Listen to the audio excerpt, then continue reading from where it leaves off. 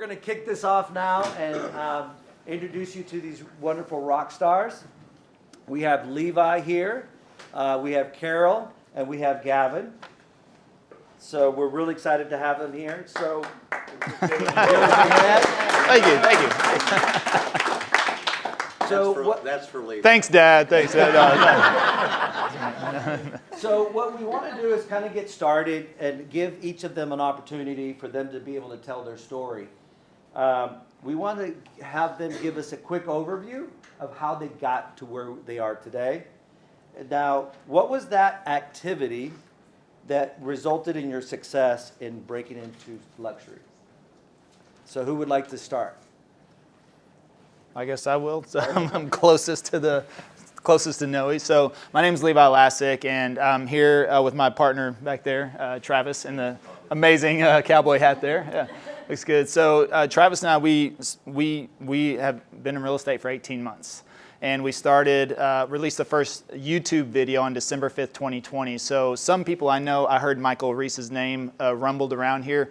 I actually sold gym memberships at Bally Total Fitness with Reese before he got into real estate in 2002. All right, so that's how far we go back. And he's been trying to get me into real estate for the last 20 years. And I just respectfully never really thought about being a real estate agent. And so we've always been in touch, always been good friends. And then finally, 2 years ago, COVID shut down my financial services business where I worked a lot with schools. So then I decided to, is it time to make a pivot?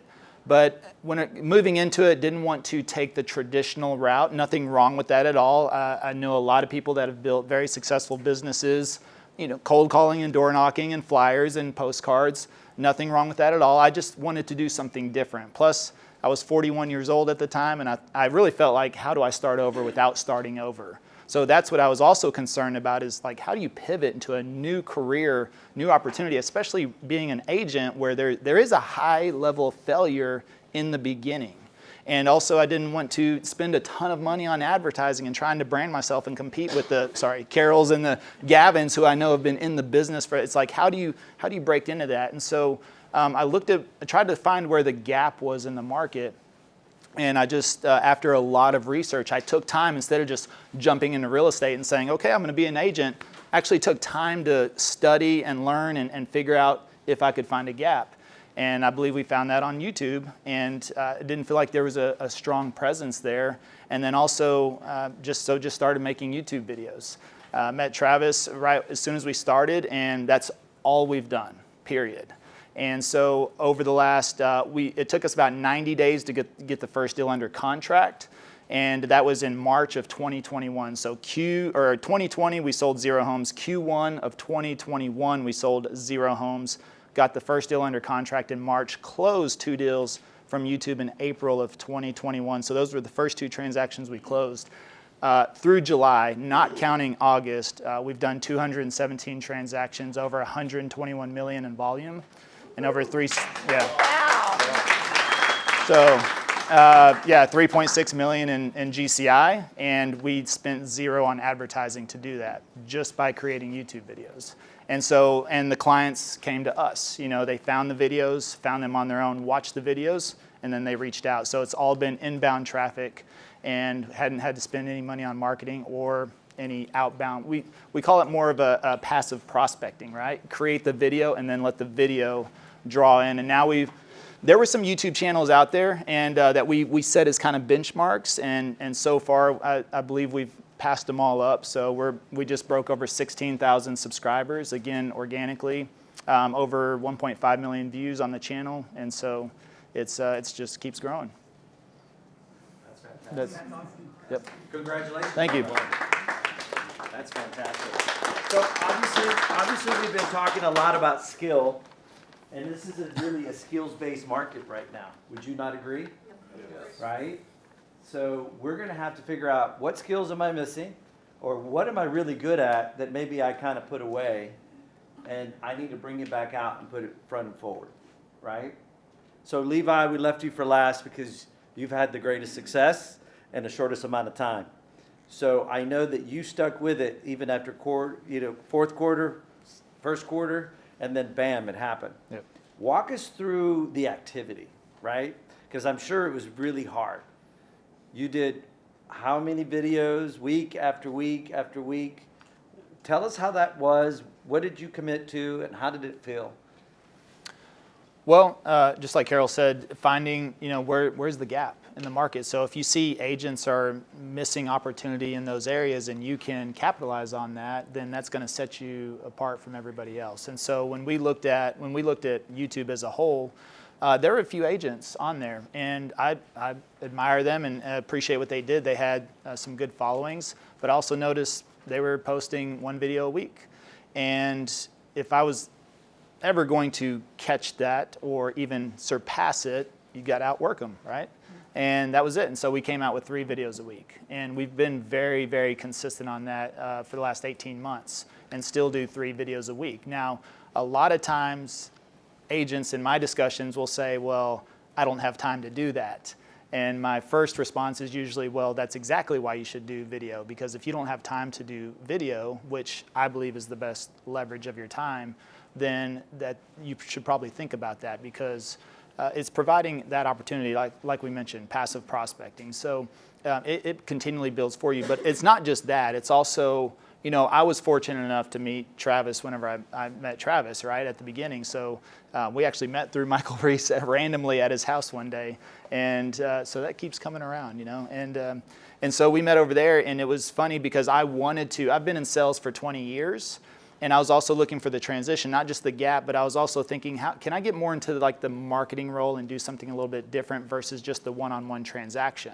And what's funny is Travis was looking for more of the one-on-one transaction. Like he was like, I want to go show some homes, I want to sell some homes.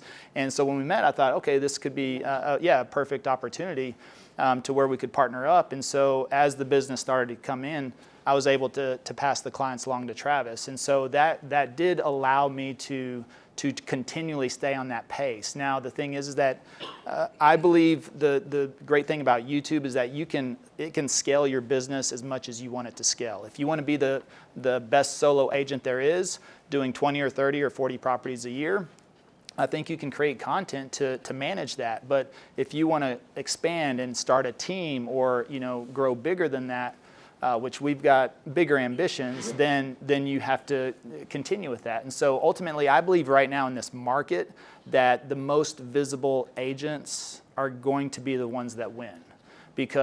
And the ones that, if you're doing paid marketing, you double down on paid marketing. If you're making content, you double down on making content. Maybe not even double down, it's triple and quadruple, because what I want people to see is that we're still active, we're still producing videos, we're still helping clients. We're actually doing live streams now as well, so that we can talk people through week to week on the changing market, and rates are this way this week and rates are this way that week. And so, and we're talking about client successes as well, because we're still getting deals under contract and people are still buying right now, but I believe you have to be found as well. I mean, you can definitely pursue, but there's a lot of people searching out there. And so, what do you talk about 3 times a week? Well, and that was going to be my follow-up question. So Levi, you said there's 3 videos a week.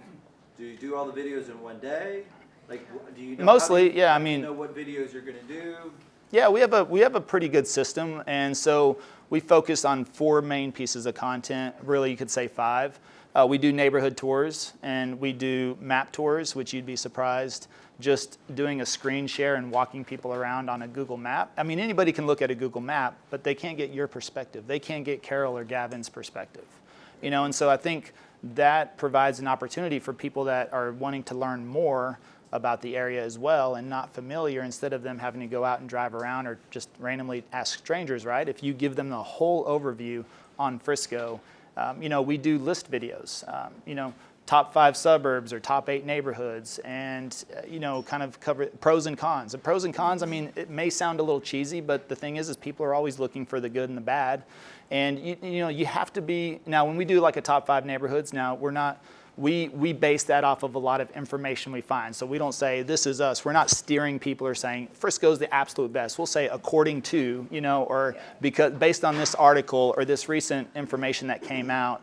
And so that's an easy way to kind of talk through some things on there. And so, and now with the live streams, with the market changing every so often, it's kind of like a live show each week. It'd be the same thing as a radio show that you could host. And it's not just me. We get Travis on there, Chrissy, who's behind the scenes. We call her the Wizard of Oz because she does a lot behind the scenes with our business. She jumps on there. We start having guest agents on there. We've just done a series of, we had an Atlanta agent on there. We had a Houston agent. We had an Austin agent. And so we've done Dallas versus these other areas to kind of talk about the similarities, the differences, the pros, the cons, just to kind of have that discussion. Every single live we do, we get clients called the next day.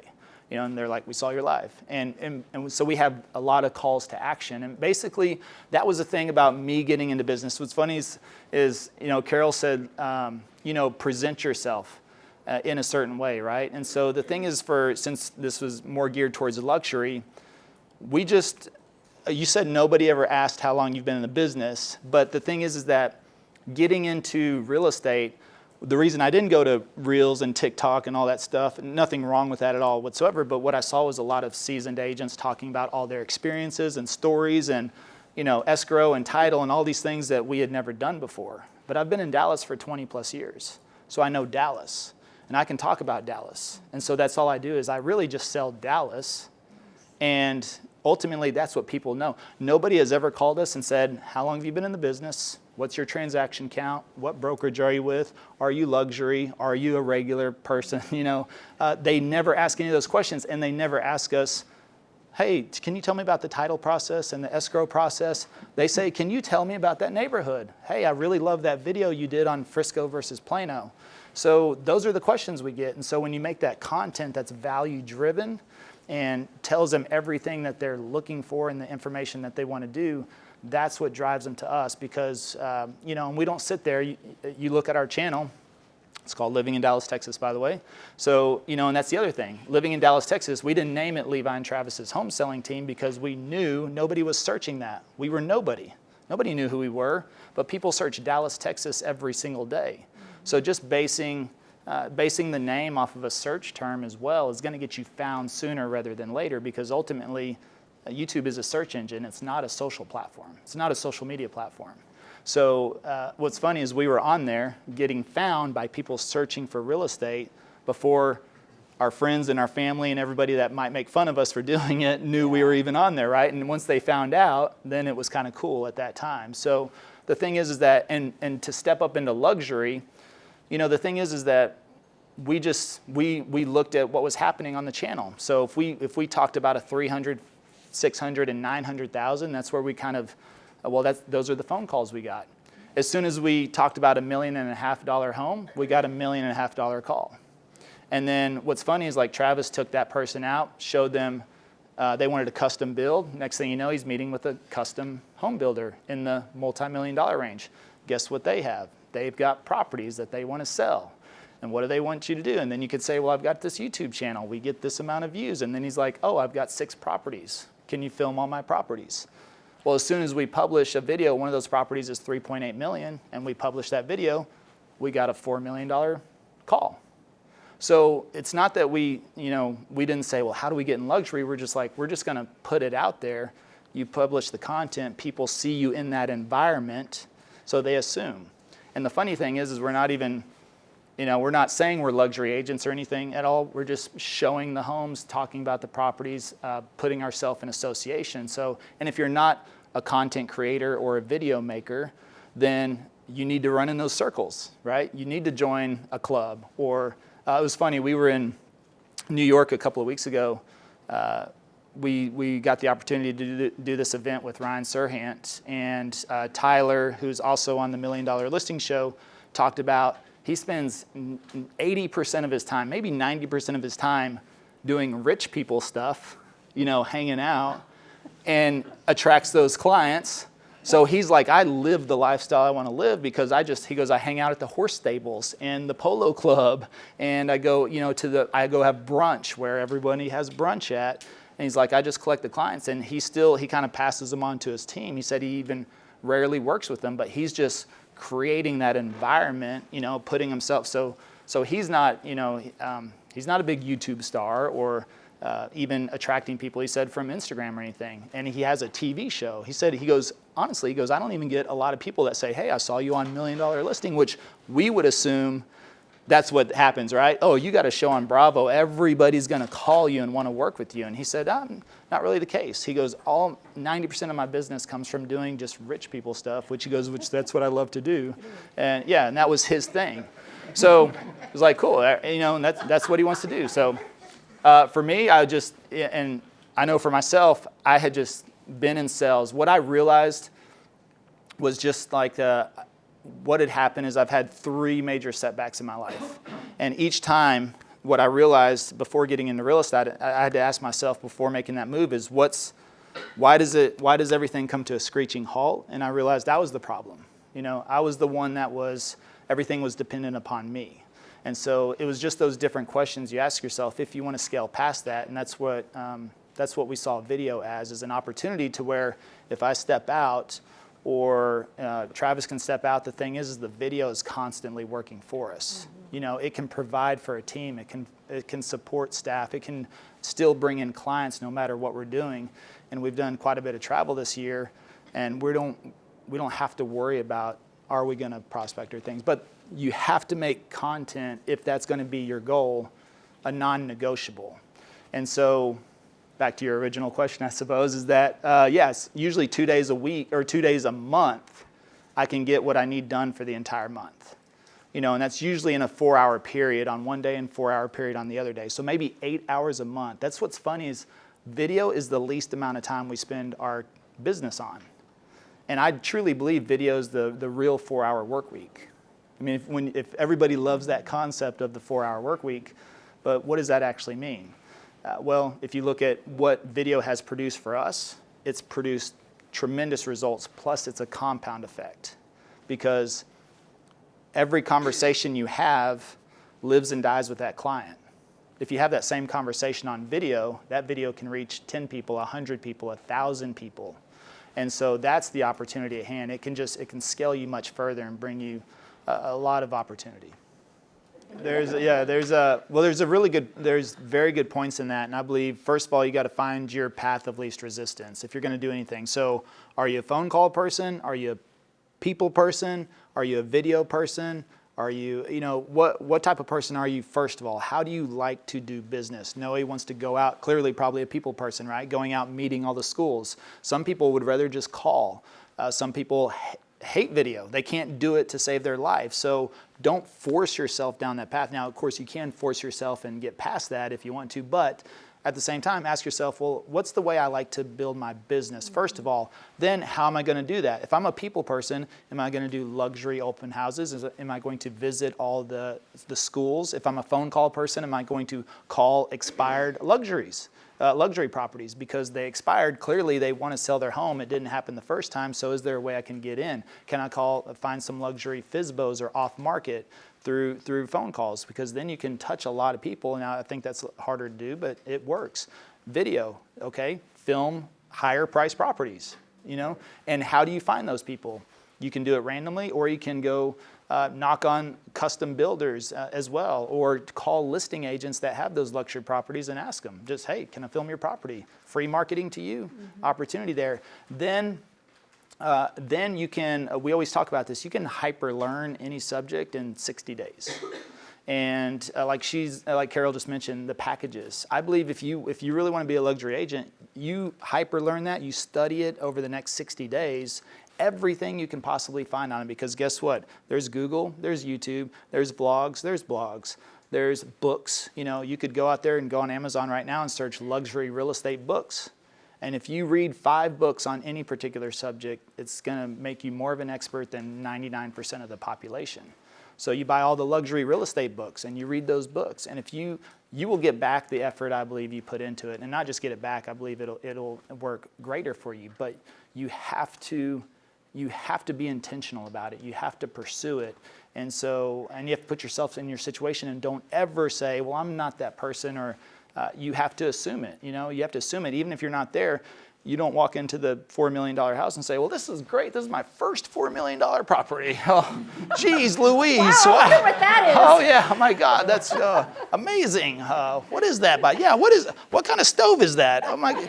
Yeah, What is red? yeah. What's up with that? You definitely don't do that, right? You walk in there like you've been in 100 $4 million properties. You know, we filmed the $4 million property like it was a $300,000 property, but we understood everything, all the pieces in there. We just, you know, go about it kind of the same. Now, we put on a suit coat versus a t-shirt at the same time, but again, you kind of step it up. You go to Starbucks in Highland Park Village versus Starbucks on, I don't know, whatever, some other street, right? I mean, yeah. You know, it's funny, the guy, Daniel Mack, anybody know that TikTok guy that asks people how much, yeah. He started that in Highland Park Village, you know, just sitting there outside waiting for people to drive up. Hey, what do you do for a living? That guy has built an empire now. He's like 23 years old, built an empire just off of hanging out where the luxury cars were going to be. One idea, one concept. So, you know, those types of things. So where's the gap? And clearly he found a gap in the market for that. But guess what? He's doing multi-million-dollar property tours now. Nothing to do with cars, but guess what? He gets invited there now because he put himself in that environment. So all those opportunities are there, and the information is there. The information is there. It's just, are you going to be dedicated enough to do that? And is it something that you really want to do? But also figure it out. What's the path of least? YouTube's not for everybody. Open houses is not for everybody. You know, just working with clients, and I'm not going to dress anybody. I know that, no, but I got to dress myself. But so you know, but that if that works for you, then you can scale that accordingly as you want your business to scale. And so throw fuel on the fire, or fan the flames, or you know, throw a little water on it if you don't want to grow that big. But ultimately, you got to understand what your goals are. What do you want to achieve? Where do you want to go from there? And then I think the roadmap may not exactly be there, but the information is. But you have to study and you have to learn it. Great. Thank you. Thank you. But did you start off with someone doing videos for you, or how does that first step work? Yeah, everybody say hi to Alex back there, by the way. Hi, Alex. I'm gonna steal him. Yeah. Very expensive. Yeah, actually. That would be a first step that you elevated up to. No, I absolutely do not recommend hiring Alex at all. First of all, he's already no, I don't recommend that at all whatsoever. It depends on your budget. Now, if you're already in luxury properties and you've got some cash to burn, maybe so. But you know, we did everything on an iPhone. And so, but I never edited a single video. A lot of people, I think that's what keeps people from getting onto YouTube, is they think YouTube is full of video editors. That's how they make all their videos. It's not the case. They're creators. Yeah. So the thing is that I never had a marketing budget, but we had an editing budget from the beginning, because I would have quit after one video. If I had to edit a video, it's not my specialty. I'm not interested in it. And I love the saying, you're not lazy, you're probably just not interested in what you're doing, you know? And so if you procrastinate on anything, it's probably because you have no interest there. And so the thing is that I would recommend hiring an editor that is way less expensive than a videographer. Alex is a full-time videographer, but we actually have separate editors. But we hired Alex whenever we did want to step into luxury, and we wanted to film those, because me walking around with a selfie stick is not probably a look we wanted to portray for luxury.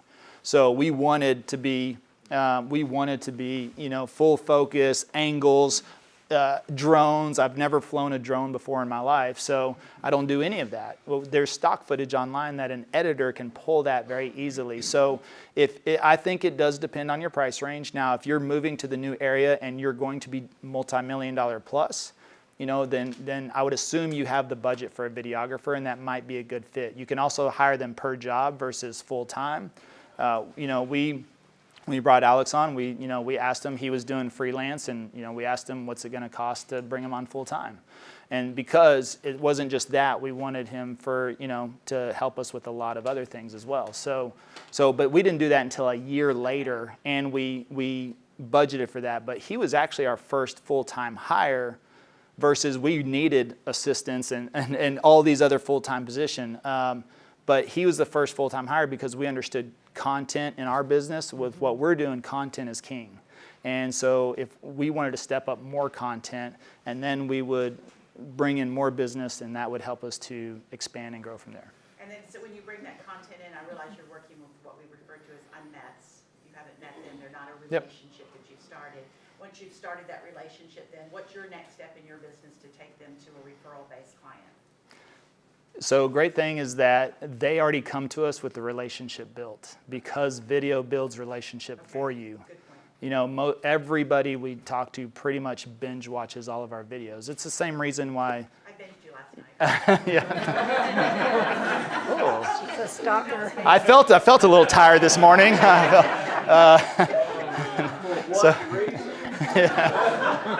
What he's doing. Our business is about replicating what someone's done well, so. Our average conversion is 43 days from the time they reach out to the time they're under contract. Wow. So it's very, very quick, easiest clients that I've ever worked with, I've ever seen in my entire life. And so. yeah, they call in. They already, you know, I don't answer the phone now, but in the beginning, I answered the phones. I took the first 350 calls, and they were like, "Wait, this is Levi?" So they already knew me.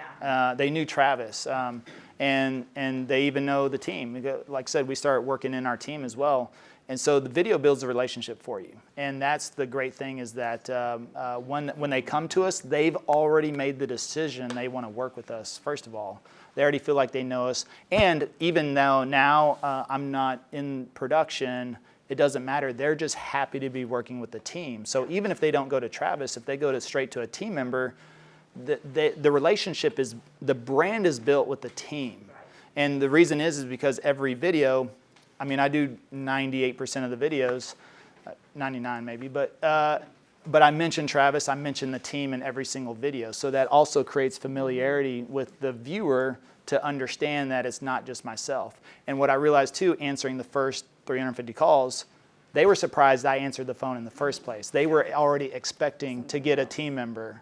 And so that gave me comfort to remove myself from the situation. Then I went to Travis. They knew Travis. Even though he wasn't on a lot of the videos, they still, you know, because we say his name, he's on, you know, all of our branding. They're like, "Oh, hey, Travis." You know, they already feel like they know him as well, even though he doesn't have a significant presence on the videos. And so from there, and then we got really nervous about, okay, what if we don't include Travis in there and it goes straight to a team? That was the true test. But we haven't had any issues. Nobody's ever said we can't work with you if we don't work with one of you two. And so, yeah. Can I be on your team? Yes, absolutely. Yes, yes, you can. Yes. I was looking at Travis because he knows I'm a bit obsessive about the calendar. The calendar runs my life. My calendar runs my life, and if it's not on the calendar, Doesn't exist. well, pretty much. But then it gets squeezed in somewhere in the middle. But I think it's very, very key. For me, content is number one, so that always has a place. Nobody's ever said, "Hey, I can't work with you because I can't meet with you Thursday afternoon." So if Thursday afternoon is blocked now I've never told anybody either, "Well, I'm filming that day, so I can't." I've just said, "Oh, I have another appointment at that time. Can we meet Friday morning?" Or, you know, something like that. So again, going back to the positioning, right? You don't say, "Wow, this is my first time in a $4 million house. Pretty cool." No, I don't say, "Oh, I'm out filming," or "I'm, you know, at the rodeo," or, you know, something like that. I just say, "I have an appointment." So that's the other thing. If you have personal time, block that personal time. If you need family time, block the family time. You don't have to say, "Oh, I'm sorry, I'm going to be at the spa that day." I would never tell anybody, "I'm going to be getting my mani-pedi. I can't," you know, I would say, "I have an appointment at that time, so can we meet before or after, or I have an opening here." So for me, it runs everything, and that's it's blocked out. And so content goes on there first, then everything gets scheduled around that. Well, real estate videos are not as popular as kids' videos, so it's not as we haven't had. I mean, it's pretty steady Eddie. So I mean, the thing is it's manageable. I think in the beginning, it's always going to be more manageable if you stay on top of it. But that's how we learned and understood our audience too. Okay. So, you know, whenever I talked about hyper learning YouTube, there was a lot about the algorithm, right, and finding what people are searching for, because we didn't have an audience. So I always say you optimize for the algorithm in the beginning, then you optimize for an audience as you get to know them. And so as people came in, you have to read comments because those are the questions. Those are people asking that. Sometimes we've converted comments. So what's surprising is that we may have contact information in the description and over here and over there, and we say do all this, and then they're in the comments saying, well, how do we get a hold of you? And if we don't read that comment or respond to it, we could lose that person. I don't know. I mean, it would for me, it was a morning routine of about 30 minutes. So it'd be like grab a cup of coffee first thing in the morning and start hitting comments. It was a lot more manageable in the beginning. Now we typically hit comments on new videos for the first day or two. And we usually wait a day or two because then we'll reply. And here's the thing about social media, always acknowledge and then ask a question if you want to keep the conversation going. So acknowledge what they say, which is, hey, nice video. Okay, well, you could say thanks, and guess what? That's the end of the discussion. Or you could say, thank you. Yeah, what was your favorite part? What stood out the most to you? Then you start getting that feedback. So same thing, doesn't matter if it's Instagram. Hey, great outfit. Hey, what was your favorite piece of the outfit? Oh, well, I really like the shirt. Okay, oh, well, what about the shirt did you like? You see, then you start to really understand your audience because you can dig down like that, and plus that keeps engagement going. Algorithms like that, and then they see more people, and then you get some thumbs up, and other people will start to comment on there too, so you can get threads going in there. So that's about engagement. So now we just do that within the first 24 to 48 hours more so, and try to hit the initial comments. It is at a point now, it's just, you can't get to, I mean, we could sit there and do that, but it was me, and we could hire somebody to do that, but at the same time, there's enough engagement on there, and we're trying to generate it at the beginning, but in the beginning, you do it all. Well, that's what I like about YouTube, is they really don't change a lot. It's Instagram and TikTok, and they're the ones that are coming out with all, and clearly those platforms are shifting towards, TikTok was started off of video anyways, right? Instagram was pictures, and now they've come out and said the complete push is video. Facebook is the same thing as well. You put a post on Facebook and it doesn't even reach 5% of your audience on there organically. So yeah, YouTube's pretty steady Eddie, and I think it's definitely more manageable. But again, what I love about it is, so I'm about to turn 43, and that was the other thing. I've had this love-hate relationship with social media, like all 40-year-olds and above do, right? Yes. We didn't grow up with it in high school. It wasn't there in college, right? It started to come around there when you were getting closer to 30, and it's like people posting their lunch, silly cat videos, and everyone's Every time they list a house, it's like, come on, you just did your job. Why did you post it? Yeah, everyone's bragging. So I feel like we have this love-hate relationship with social media, and then the 20 and 30-year-olds come in and they're like, oh, I made $1 million last night on one Instagram post, and we're like, all right, so maybe we got to take this social thing a little bit more seriously.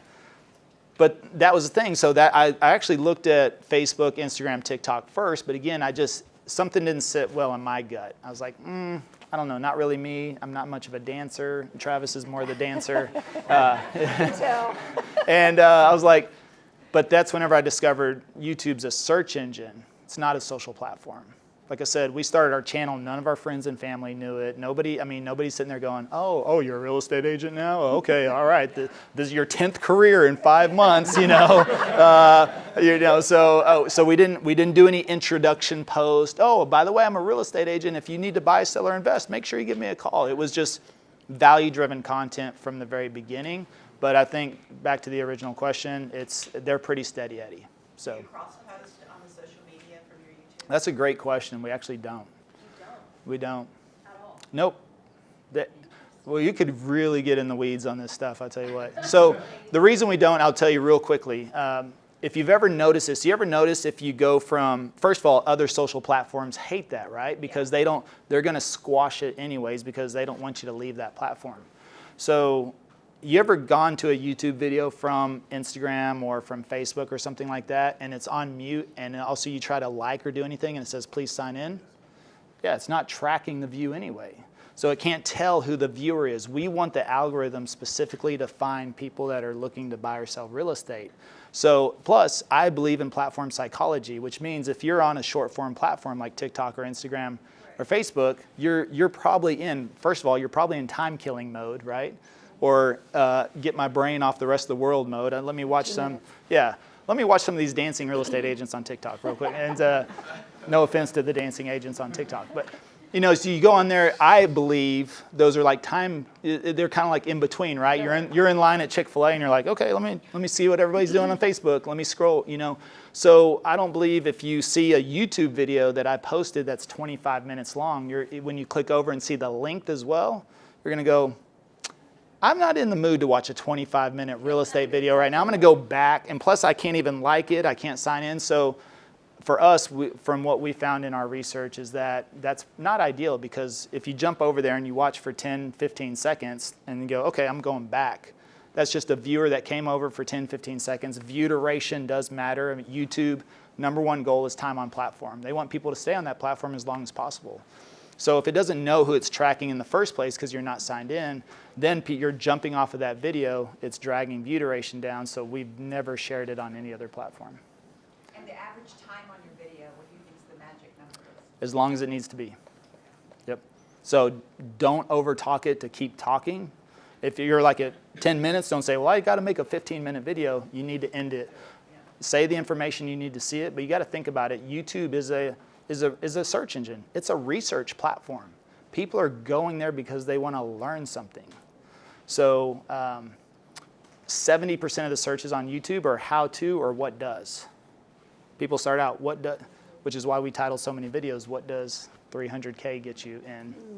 My daughter told me recently, if you taught YouTube was there when she went to college. And I thank you. Especially in this market, Yeah. you better sink your teeth in, and whatever that has worked for you previously, you're going to have to shift that and then also quadruple down. So if you've been making calls before, you need to make 4 times the amount of calls. If you've been doing open houses, probably maybe 4 times the amount of open houses, right? So videos, 4 hours of follow-up. we're thinking that's exactly the discussions we have, is like, how do we put out 4 videos a week?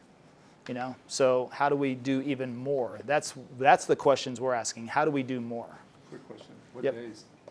Oh, what days? So you play around with that. The cool thing is that once you get past about 20 videos on YouTube, they actually tell you when your audience is online every single day. And it tells us ideal publishing time is Monday through Friday at 8 p.m. Central, or Saturday or Sunday at 11 a.m. What we found really works is right now we publish Sunday, Tuesdays, and Thursdays. And if we did a 4th video, it'd probably go on a Saturday. So you want to space it out a little bit, give some room to breathe. But if you're doing, you got to think about your audience. When are they watching? You got to think about, when would somebody be watching a real estate video? Probably on a weekday, probably in the evening. Makes sense, right? So, and of course, even YouTube tells us that's the ideal time to publish. So, but you play around with it. We tried all different days, times, just to see what would happen. And ultimately, because we base a lot around search, if it's search, it lives forever. So it really doesn't matter when you think about it in the big scheme of things, because people will always be searching for it. Thank you. Yeah, All you're right, welcome. thanks, guys. You guys are fantastic. I have some work to do. Well, we want to thank you for